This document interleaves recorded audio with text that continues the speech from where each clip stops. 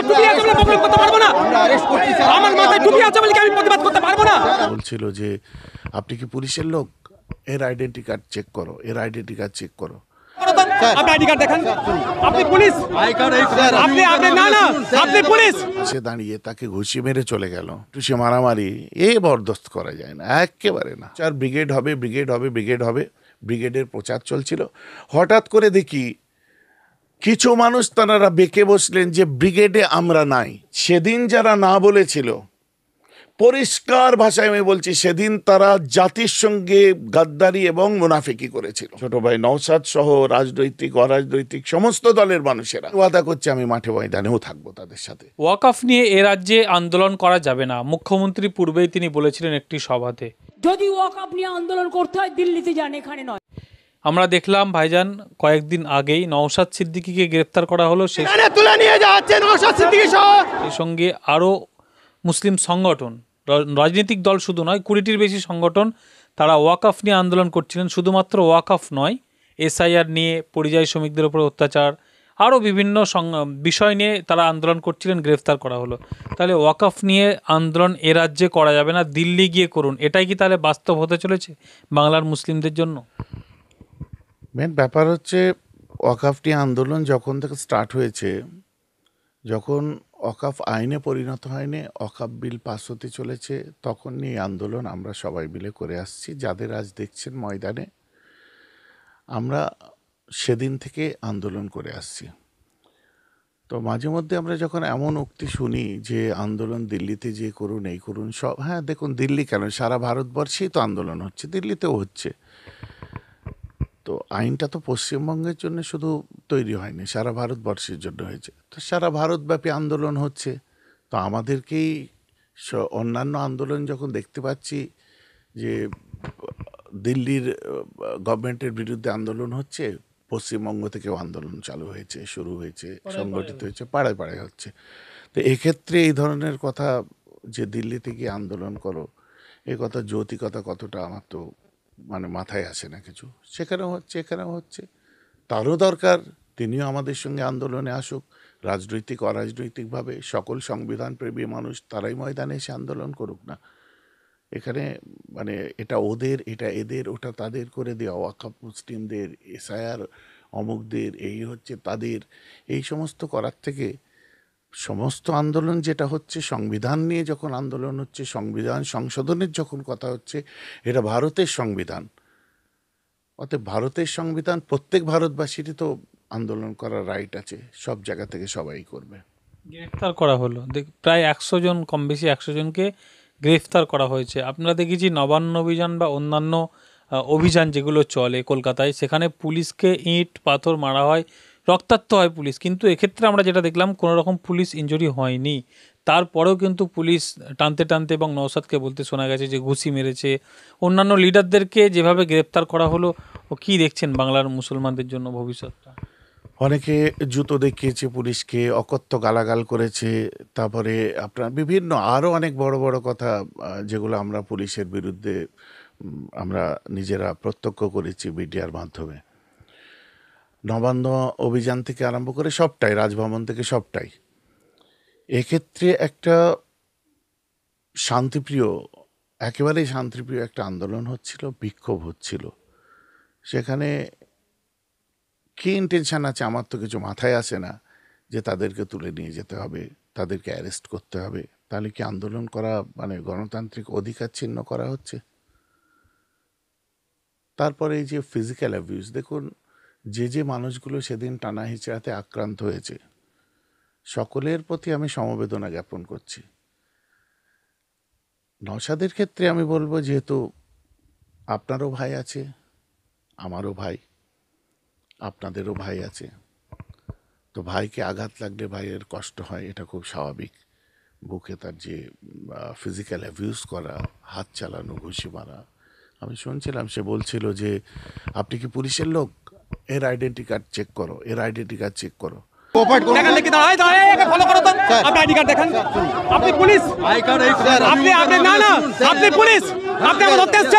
তো পুলিশের নাকের ডগায়, পুলিশের পাশে দাঁড়িয়ে তাকে ঘুষি মেরে চলে গেল।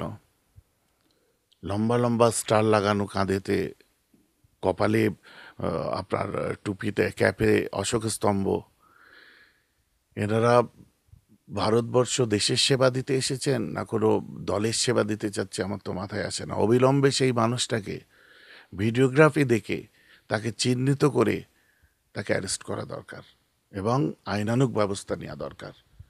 আর এই ধরনের হাত চালিয়ে মানে ঘুষি টুসি মারামারি বরদাস্ত করা যায় না, একেবারে না, একদম মানে কোনোভাবে বরদাস্ত করা যায় না।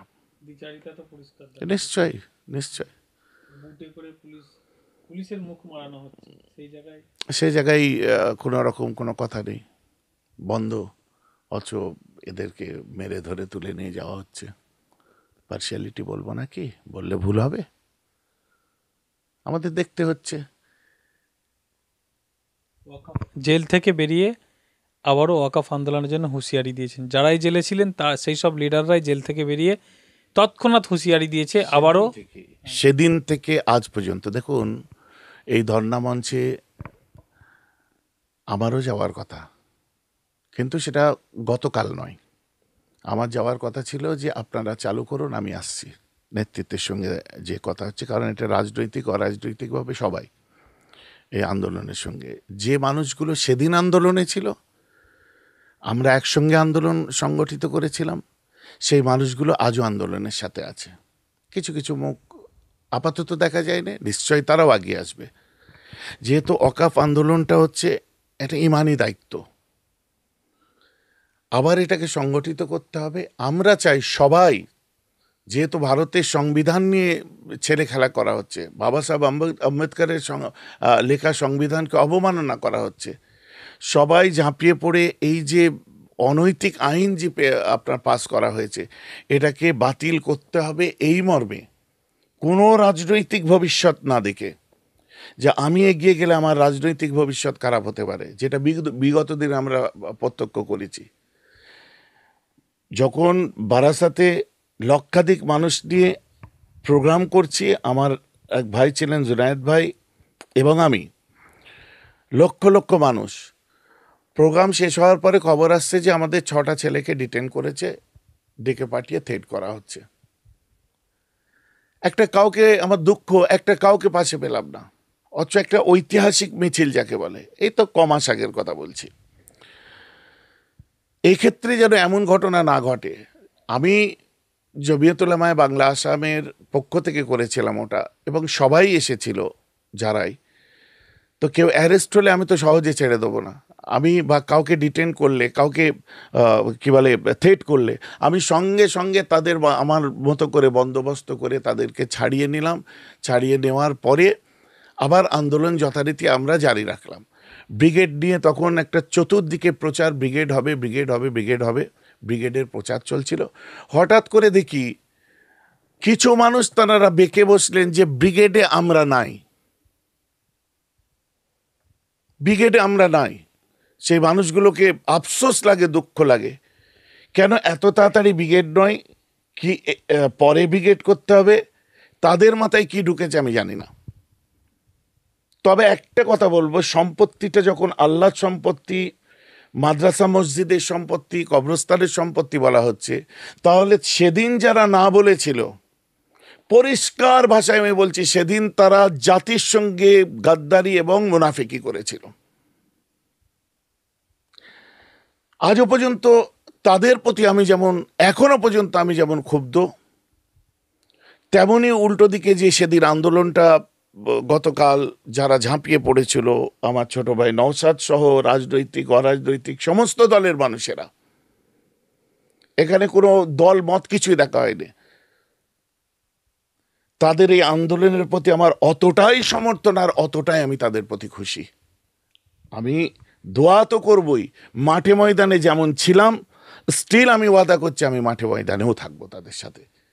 কিন্তু আগামীতে ঠিক ওই ধরনের একদম এন্ড অফ দ্য টাইম যে কিছু মানুষ যে গাদ্দারি যেটা করেছিল, আমরা শুনতে পাই কোনো রাজনৈতিক দলের মতো করে না চললে মুনাফিকি হয়, গাদ্দারি হয়। তো এক্ষেত্রে আমি কেন বলবো না, সেদিন ওয়াকফ নিয়ে আন্দোলনের ক্ষেত্রে যারা যেতে পারবো না বলে মানুষের মধ্যে বিভ্রান্তি সৃষ্টি করেছিলেন, তারা গাদ্দারিটা কার বিরুদ্ধে করেছিলেন? আল্লাহর সাথে গাদ্দারি হয়েছে তো। এই ধরনের মানুষগুলো শুধরে যাক আমি চাই।